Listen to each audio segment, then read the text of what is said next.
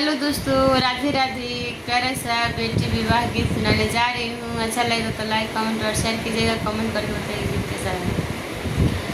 बसवा की जोड़िया से दुई रे को पड़ावा हो, ई को बसुरिया ई को बस, ई को बसुरिया ई को कहीं कुखिया से दुई रे बालकावा हो, एक बहिनिया एक भाई, एक बहिनिया एक भाई के कहिला बेटी की को सबिया हबी के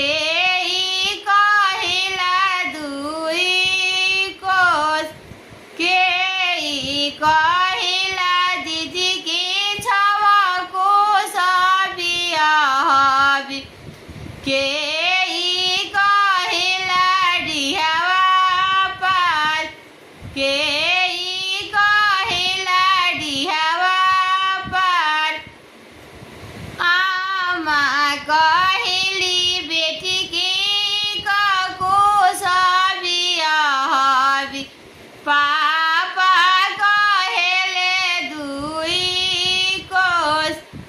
भैया कहिली दीदी की छवा को सबिया हबी, भाभी कहिली डिहवा पार, भाभी कहिली डिहवा पार।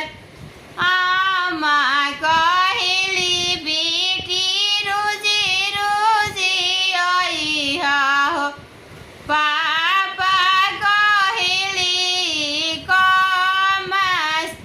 भैया कहिली दीदी छवा मासे आइह, भाभी कहिली कौनो काम किया तोहरो ए भाभी नमक चोरवनी हो, किया तोहरो तेल ढर कहीं किया